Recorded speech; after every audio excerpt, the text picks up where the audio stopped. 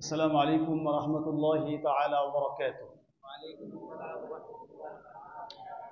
الحمد لله والصلاة والسلام على رسول الله ما بعد. أعوذ بالله من الشيطان الرجيم. بسم الله الرحمن الرحيم. أم حسبت أن أصحاب الكهف والرقيم كانوا من آياتنا عجبا. صدق الله العظيم. আমরা আজকে সর্বপ্রথম মহান স্রষ্টা আল্লাহ সুবহানাহু ওয়া তাআলার দরবারে শুকরিয়া আদায় করি, যিনি আমাদেরকে আজকের ঈশার নামাজের পরে হালাকাতুল কোরআনে অংশগ্রহণ করার তৌফিক দিয়েছেন। আমরা সেই মহান স্রষ্টা আল্লাহ সুবহানাহু ওয়া তাআলার দরবারে শুকরিয়া আদায় করি। সকলে বলি আলহামদুলিল্লাহ। আজকে আমরা সূরা কাহফের ৭ নং আয়াত থেকে আলোচনা শুরু করব। আর এটা হচ্ছে সূরাতুল কাহফ, যে কয়টা ইস্যুকে কেন্দ্র করে অবতীর্ণ হয়েছে। কয়টা কারণ ছিল দেখি কে বলতে পারে? 3টা, মাশাআল্লাহ। এক নাম্বার প্রশ্ন ছিল মানহুম আসহাবুল কাহফ, আর একটা ছিল মা হুয়া রূহু ওয়া মান হুয়া যুল কারনাইন। তো এই যে 3টা রিজনকে সামনে রেখে এই বিশাল এক সূরা আল্লাহ সুবহানাহু ওয়া তাআলা তার রাসূলের কাছে অবতীর্ণ করেছেন। সেই প্রথম কারণটা আজকে সেই আলোচনা শুরু হচ্ছে। আল্লাহ তাআলা বলছেন, আম হাসিবতা আন্না আসহাবাল কাহফি ওয়ার রাকিম কানু মিন আয়াতিনা আজাবা। হে রাসূল, আপনি কি ধারণা করেন, আপনি কি মনে করেন যে আসহাবে কাহফের ঘটনা এবং রাকিম এরা আল্লাহর নিদর্শন সমূহের মধ্যে অন্যতম একটা নিদর্শন ছিল? তো আজকে আমি এই আলোচনায় প্রবেশের পূর্বে আসহাবে কাহফ কারা ছিলেন, কোন জনপদে তারা অবস্থান করেছিলেন, যে গুহায় তারা অবস্থান করেছিলেন সেটা কোথায়, যে বাদশাহ তাদেরকে হত্যা করতে চেয়েছিল সেই বাদশার নাম, এই যে ঐতিহাসিক একটা পরম্পরা, সেটা আজকে একটু সংক্ষেপে আলোচনা করার চেষ্টা করব, যাতে করে এই আয়াতগুলো আমাদের বুঝতে সহজ হয়। আর এই ঘটনা দুটা দিক রয়েছে। এই যে আসহাবে কাহফ, এটা থেকে শুধুমাত্র একটা ঘটনা, আল্লাহ তাআলা অনেক প্রাচীন কালের একটা ঘটনা আমাদেরকে বর্ণনা করেছেন, এই একটা ঘটনা শোনানোর উদ্দেশ্য, নাকি এটার আরো কোনো উদ্দেশ্য আছে? এটার 1 নাম্বার উদ্দেশ্য হচ্ছে এই ঘটনার মাধ্যমে আল্লাহ তাআলা আমাদেরকে তাওহীদ শিখাচ্ছেন। কারণ এই ঘটনা, এই আসহাবে কাহফকে কেন্দ্র করে কিয়ামতের দিন মানুষকে যে আবার উঠানো হবে, এটা মানুষ বিলিভ করতো না। এটা হচ্ছে বিশ্বাসের একটা অংশ। আল্লাহর একাত্মবাদ এবং আল্লাহ সর্বময় ক্ষমতার অধিকারী, এটা একটা বড় প্রমাণ। সুতরাং আল্লাহ তাআলা আমাদেরকে তাওহীদ এবং পরকালের প্রতি বিশ্বাস, এই জিনিসটা আমাদেরকে শেখাচ্ছেন। আরেকটা হচ্ছে যে ঐতিহাসিক একটা ঘটনা, সত্য ঘটনা কোরআন আমাদের কাছে বর্ণনা করেছে, সেটা আমরা জানতে পারব। এখন আমরা একটু ঘটনাটায় প্রবেশ করি, যে ঐতিহাসিক পরম্পরাটা আসলে কি ছিল।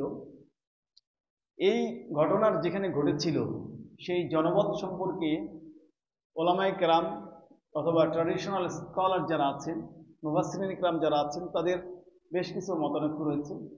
কেউ কেউ বলেছেন এই ঘটনাটা ঘটেছে ফিলিস্তিন এর একটা জনপদে। আবার কেউ কেউ বলেছেন যে তুরস্কের আফসুস নামক একটা জনপদে এই ঘটনাটা ঘটেছে। আবার কেউ কেউ বলেছেন যে জর্ডানের রাজধানী আম্মানের নিকটবর্তী স্থানে এই ঘটনাটা ঘটেছে। তবে ঐতিহাসিক এডওয়ার্ড গিবন, রোমান সাম্রাজ্যের উত্থান এবং পতন এই বইয়ের লেখক, তিনি বলেছেন যে এটা আসলে তুরস্কের আফসুস নামক, উনি বলছেন অ্যাপসুস, এই তুরস্কের অ্যাপসুস নামক জনপদে এই ঘটনাটা ঘটেছিল। আর এই ঘটনাটার ঘটার যে মূল কারণ ছিল সেটা হচ্ছে যে ওই জনপদে একজন বাদশা ছিল। আমাদের ট্র্যাডিশনাল ওলামা যারা, তারা বলেছেন এর নাম ছিল দাকুনিয়ানুস অথবা দাকিয়ানুস।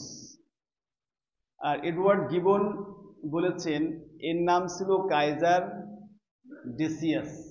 মনে রাখবেন, আপনাদের কিন্তু সাধারণ জ্ঞানের হবে, কম্পিটিশন হবে অথবা কুইজ হবে, সেই কুইজে কিন্তু ভালো পুরস্কার থাকবে। সুতরাং এই ঐতিহাসিক যে জায়গাগুলো এবং ব্যক্তিদের নাম অবশ্যই মনে রাখা বাঞ্ছনীয় আপনাদের সেই কুইজে ফার্স্ট হওয়ার জন্য এবং পুরস্কার প্রাপ্ত হওয়ার জন্য।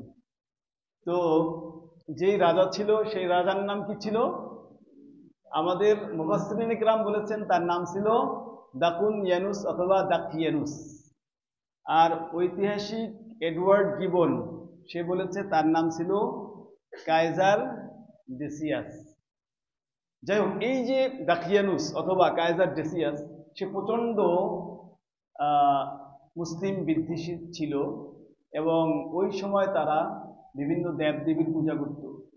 আর এই যে 7 জন ব্যক্তির কথা বলা হচ্ছে গুহাবাসী, এরা আসলে ছিল হযরত ঈসা আলাইহিস সালামের অনুসারী। সুতরাং এরা মূর্তি পূজা করত না, এক আল্লাহর প্রতি বিশ্বাসী ছিলেন।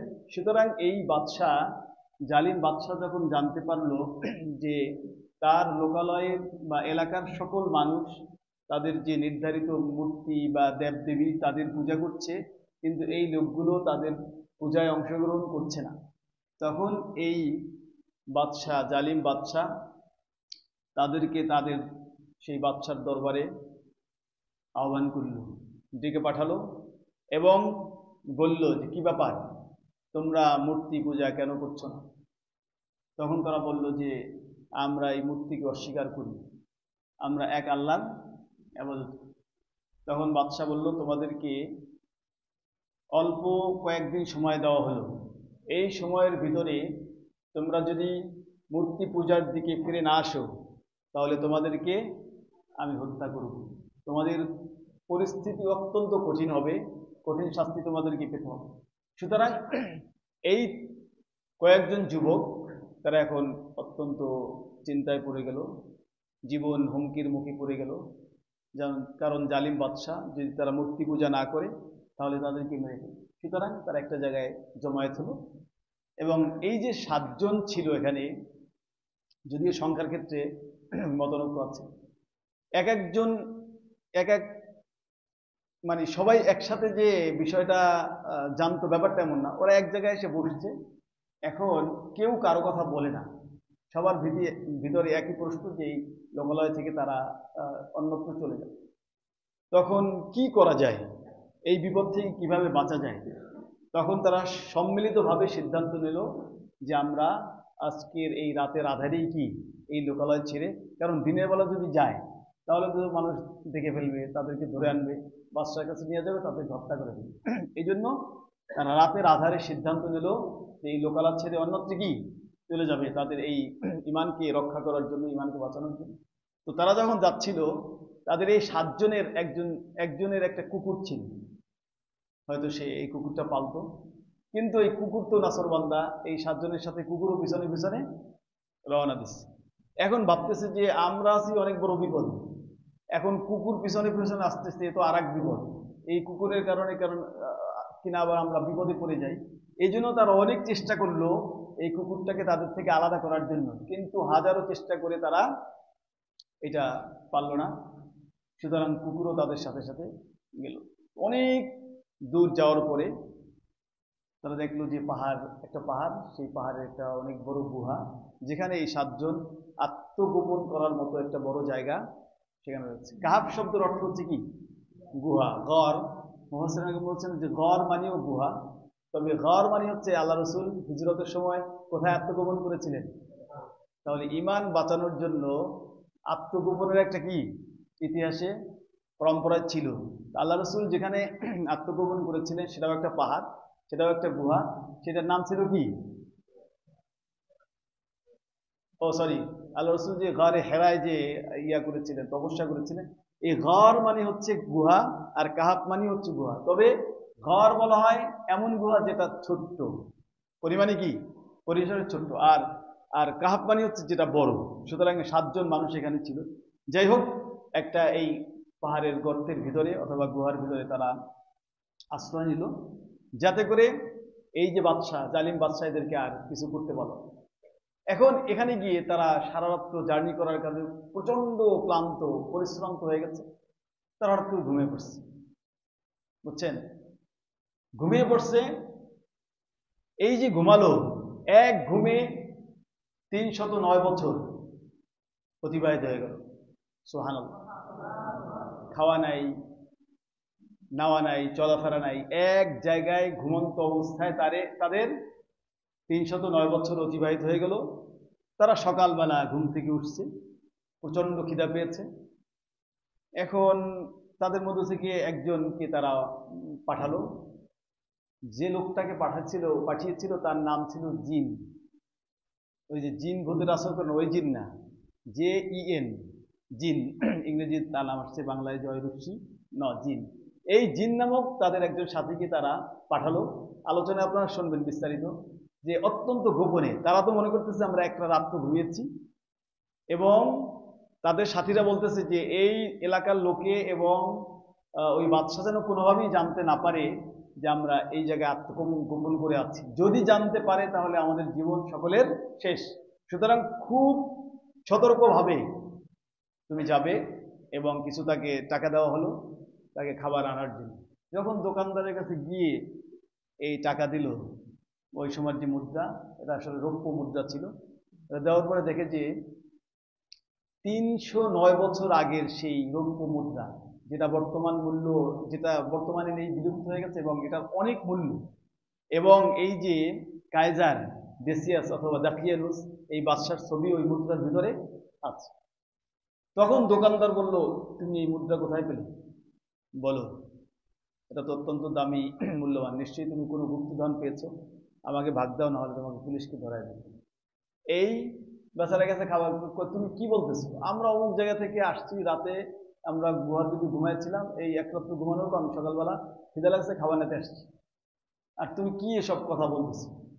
এই দুইজনের মধ্যে কথোপকথন হতে হতে ওই এলাকার যে চৌকিদার ছিল বা সরকারি যে কর্মকর্তা, এরকম একজন লোকের সাথে তার সাক্ষাৎ হয়।